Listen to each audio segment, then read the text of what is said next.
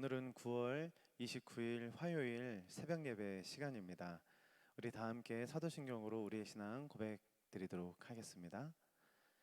전능하사 천지를 만드신 하나님 아버지를 내가 믿사오며 그 외아들 우리 주 예수 그리스도를 믿사오니 이는 성령으로 잉태하사 동정녀 마리아에게 나시고 본디오 빌라도에게 고난을 받으사 십자가에 못 박혀 죽으시고 장사한 지 사흘 만에 죽은 자 가운데서 다시 살아나시며 하늘에 오르사 전능하신 하나님 우편에 앉아 계시다가 저리로서 선자와 죽은 자를 심판하러 오시리라. 성령을 믿사하며 거룩한 공예와 성도가 서로 통하는 것과 죄를 사해 주시는 것과 몸이 다시 사는 것과 영원히 사는 것을 믿사옵나이다. 아멘. 이 아침에 우리가 함께 읽으실 하나님의 말씀은 느헤미야 6장 15절에서 8장 17절까지 말씀입니다. 느헤미야 6장 15절에서 8장 17절까지 말씀인데요. 영상을 잠시 멈추시고 말씀을 읽으신 후에 설교 말씀 이어서 들어주시면 감사하겠습니다. 네, 말씀 다 읽으셨을 거라고 생각을 하고 느헤미야 8장을 가지고 말씀 잠시 전하도록 하겠습니다. 예레미야를 통해서 또 수많은 선지자를 통해서 예언을 했었습니다. 너희들의 이 예루살렘 성벽이 돌 하나에 돌 하나도 올려지지 않을 정도로 다 무너져 버릴 것이다. 그들은 그런 말을 믿지 않았고 결국은 멸망하게 되었습니다. 돌 하나에 돌 하나도 위에 올려지지 않을 정도로 완전히 멸망해 버렸습니다.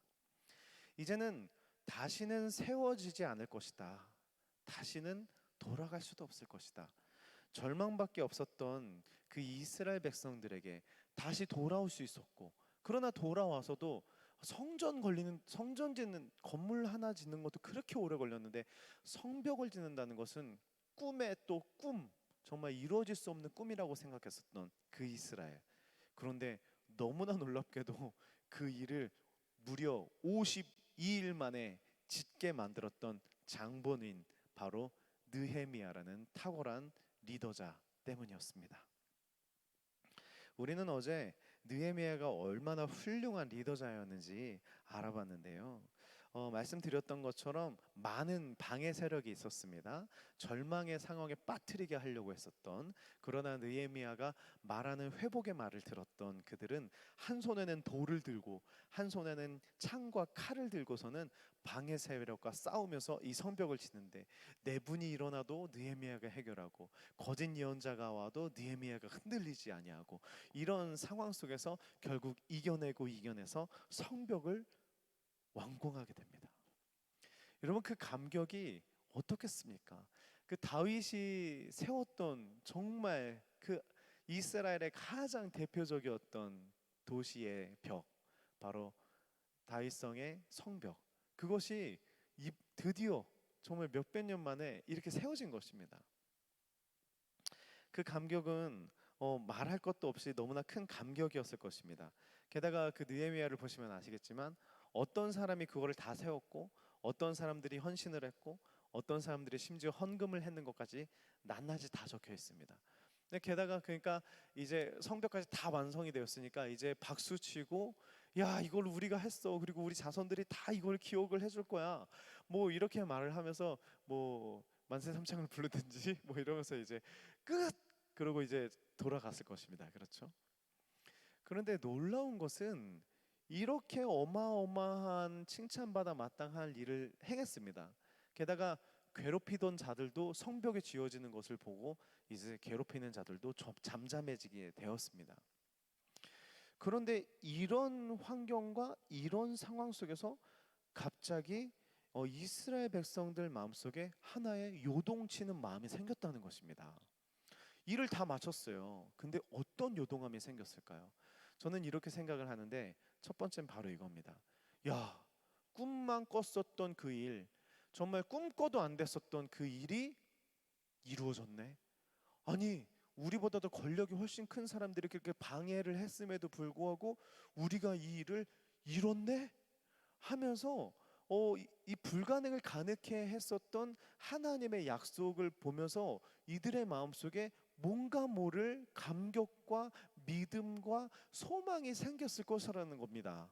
그래서 여러분, 이들이 바로 그 다음에 어떤 일을 행하냐면, 아, 이렇게 놀라운 일을 행하신 하나님의 뜻을 더 알고 싶다.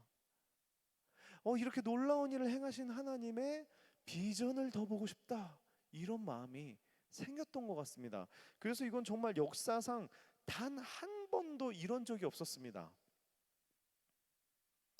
단언컨대라고 말하면 안 되지만 아마도 이렇게 한 적은 한 번도 없을 거예요. 네, 왕이 하거나 선지자들이 한 적은 있어도 이런 적은 없을 거예요. 어떤 일이 일어나냐? 바로 이런 것입니다. 백성들이 누가 시키지도 않았는데 그 수문 앞 광장에 다 모입니다. 누가 시키지도 않았는데 이런 일이 없었다는 거죠. 그리고 다 모아놓고서는 다 모여놓고서는 거기서 요청을 합니다. 주의 말씀을 우리에게 가르쳐 주십시오. 주의 말씀을 우리에게 들려주십시오. 주의 뜻을 우리에게 가르쳐 주십시오. 이들의 함성 소리를 들은 에스라, 여러분 에스라와 느헤미야는 동시대 사람이잖아요. 에스라는 게다가 학자 겸 제사장이었습니다. 에스라가 그 백성들의 요청에 의해서 모세의 율법책을 들고 나왔다는 것입니다. 여러분 이것은 정말 성경을 아무리 봐도 이런 장면은 한 번도 나온 적이 없었던 것 같아요. 주체가 백성들이 자발적으로 했다는 것입니다. 자발적인 갈급함을 가지고 나왔다는 거예요. 여러분 그래서 에스라는 그런 감격적인 상황 속에서 모세 율법책을 딱 펴니다. 그때 이스라엘 백성들이 다 같이 일어서요. 여러분 그래서 우리가 사실은 예배를 시작할 때 일어서고 예전에는 교동문도 읽지 않았습니까? 교동문을 읽을 때 일어섰던 이유는 무엇입니까? 하나님을 향한 경외감을 표현을 하는 것입니다. 그렇죠? 이스라엘 백성들이 일어서요. 하나님의 말씀을 읽는데 어떻게 편하게 앉아서 들어? 그러면서 다 일어서는 거예요. 그리고 뭐 시간으로 따지면 대략 새벽 6시 정도부터 이제 에스라가 성경 말씀을 읽습니다. 낭독합니다. 근데 얼마나 하는지 아십니까? 정오까지 합니다. 즉 거의 6시간 동안 여호와의 말씀을 읽었다는 거예요. 그리고 백성들이 여호와의 말씀을 다 서서 듣는 거예요. 그러다가 에스라가 읽다가 감격에 겨워서 하나님의 이름을 찬양하면 이스라엘 백성들이 그 자리에서 다 같이 두 손을 높이 들면서 아멘 아멘 한 다음에 이들이 고개를 땅에 엎드려 절을 하며 하나님께 경배를 올려드렸습니다. 여러분 무려 6시간 동안 진행이 되었는데 사실은 이 율법서가 히브리어로 기록이 되어 있지만 사실 거기에 있는 이스라엘 백성들의 많은 사람들은 그 당시에는 아람어를 쓰고 있었기 때문에 히브리어를 못 알아듣는 사람들이 있었을 것 같아요. 거기서 그래서 보면 이것을 번역해 주는 사람들이 또 따로 있습니다. 예. 에스라가 말을 하면 곳곳에 이 말을 번역해 주는 사람들이 그곳에서 바로 아람어로 번역을 해 주는 거예요. 그래서 여러분 이 장면 한번 상상해 보십시오. 에스라가 말을 하는데 사실 무슨 말인지도 몰라요. 근데 그들이 듣는 거예요. 서서. 그리고 말씀을 듣고 번역해 주는 말을 다시 들을 때 이들이 그때 눈물을 흘리면서 감격을 하며 슬피 웁니다. 여러분 이것을 무려 6시간 동안 진행을 했다는 것이에요. 여러분 더 나아가서 그들은 하나님의 말씀을 그렇게 들을 때 그냥 감정으로만 듣지 않았습니다. 감정으로만 그냥 좋아하지 않았습니다. 여러분 이게 더 놀라운 것인데 이것이야말로 진짜 하나님의 너무나 선하신 뜻이었어요. 바로 모세의 여호수아 시절 때부터 정말 하나님의 그토록 원했던 뜻, 바로 초막절입니다. 일주일 동안 텐트를 치고 광야 생활을 했었던 것을 기억하면서 일주일 내내 하나님의 말씀을 읽고 가르치는 것을 지키는 절기인데 그거 단 한 번도 한 적 없습니다. 물론 한 적이 있지만 제대로 한 적이 없다는 거예요. 그런데 이들이 하나님의 말씀을 듣고 들었을 때 누가 시키지도 않았는데 여호와의 말씀이 초막절이라는 말을 나오니까 그런 거를 지키라는 말을 들으니까 이들이 갑자기 마음에 요동함이 생겨서 우리가 이것을 지키자 하면서 그 후에 바로 초막절을 지켰다는 것입니다. 일주일 내내 하나님의 말씀을 더 듣고 싶어서 청종하면서 그 말씀을 지켰다는 것입니다. 여러분 이 장면은 정말 너무나 놀랍고 너무나 감격스러운 장면입니다. 물론 이후에도 또 좀 아쉬운 장면들이 나오지만 이 순간만큼은 정말 너무나 놀라운 장면이에요. 사랑하는 성도 여러분, 성벽이 지어진 것이 다가 아니었습니다. 성벽이 지어졌다고 끝난 것이 아니었습니다. 저 뭐 성벽이 지어져서 그들의 이름이 기록되고 뭐 그들이 자랑거리가 되는 거, 여러분 그런 것도 사실은 아무것도 아니었습니다. 정말 중요한 것은 성벽에 지어져 있는 그 건물의 회복이 아닌 나의 마음과 나의 영의 회복이 훨씬 중요했다는 것입니다. 훨씬. 사랑하는 성도 여러분, 교회에서 가장 중요한 것이 무엇일까요? 건물이 중요할까요? 이것이 중요할까요? 저것이 중요할까요? 여러분, 교회에서 가장 중요한 것은 말씀인 줄 믿습니다. 말씀이 없는 교회는 교회가 아닙니다. 말씀의 능력을 잃어버린 교회는 능력을 잃어버린 교회입니다. 말씀에 대한 사모함이 없는 교회는 영적으로 죽어 있는 성도이고, 말씀의 능력을 경험하지 못하고 있는 성도 또한 능력을 잃어버리고 모양만 남아있는 성도라는 것입니다. 오늘 저를 포함한 우리 모두가 돌아봤으면 좋겠습니다. 여러분, 6시간 동안 일어서서 하나님의 말씀을 청종했고 사모했던 그들의 장면 들으면서 어떤 생각이 드셨습니까?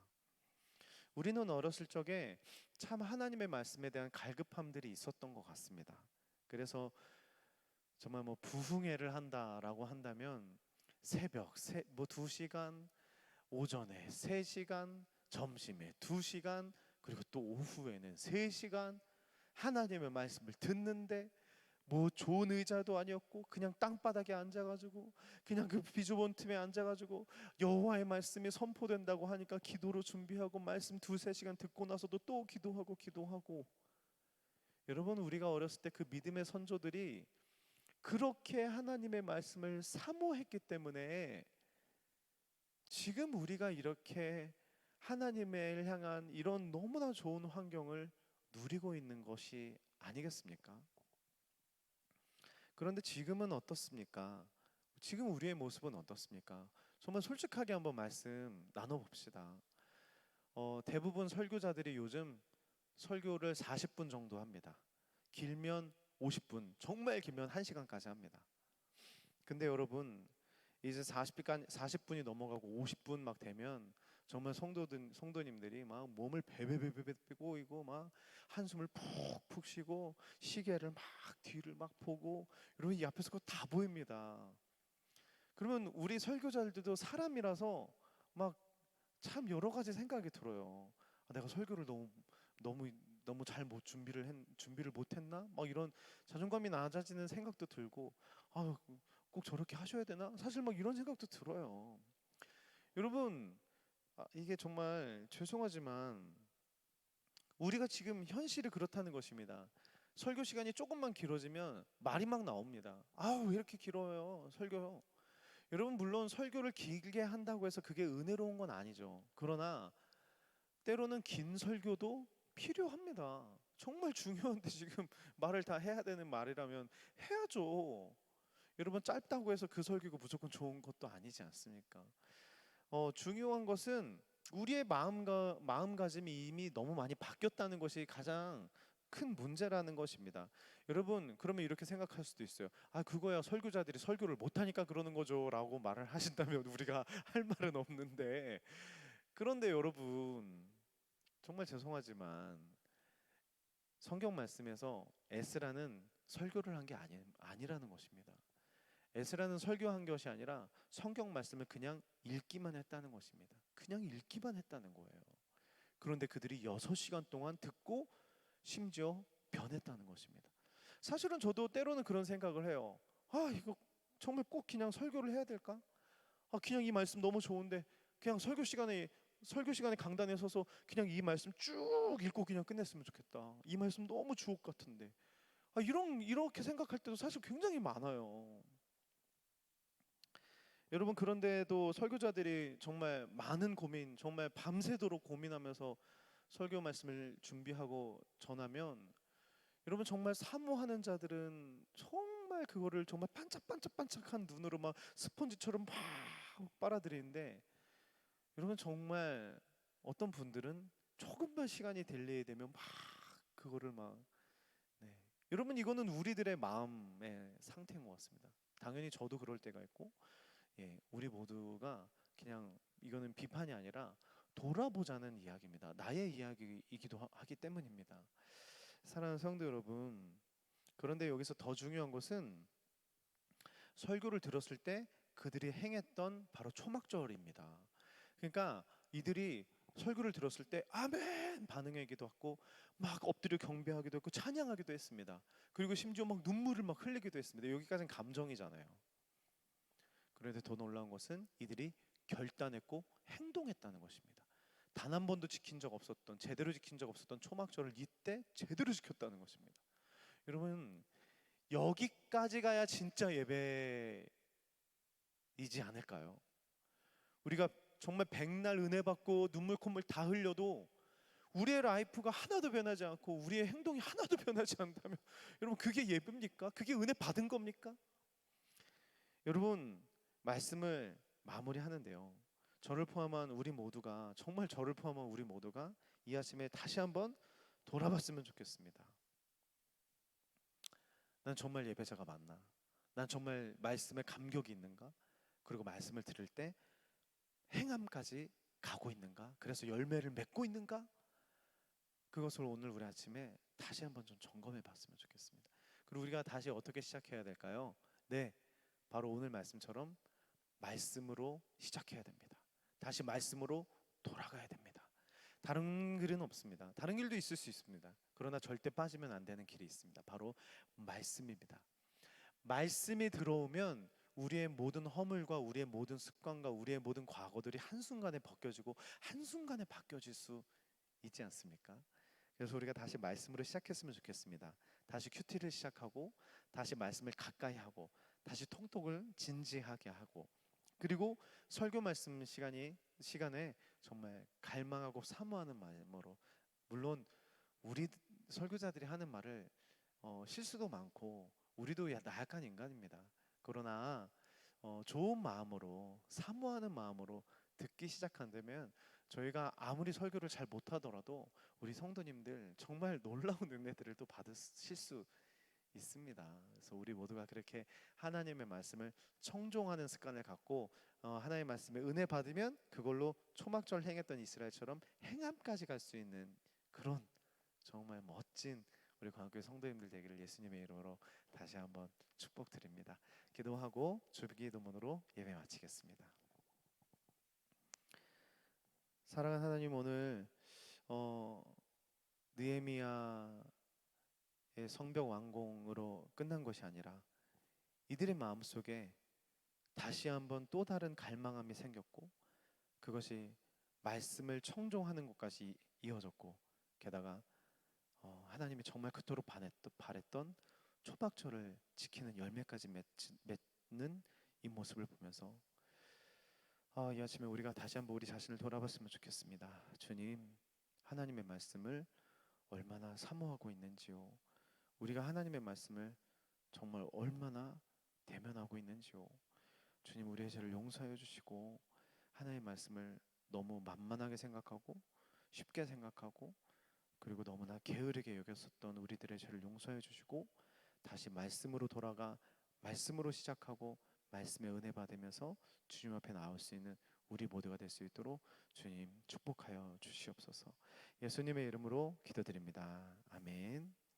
하늘에 계신 우리 아버지여, 이름이 거룩히 여김을 받으시오며 나라가 임하옵시며 뜻이 하늘에 이루어진 것 같이 땅에서도 이루어지리이다. 오늘날 우리에게 이런 양식을 주옵시고 우리가 우리에게 죄진 자를 사해 준 것 같이 우리의 죄를 사해 주옵시고 우리를 시험에 들게 하지 마옵시며 다만 악에서 구하옵소서. 대그 나라와 건세와 영광이 아버지께 영원히 있사옵나이다. 아멘.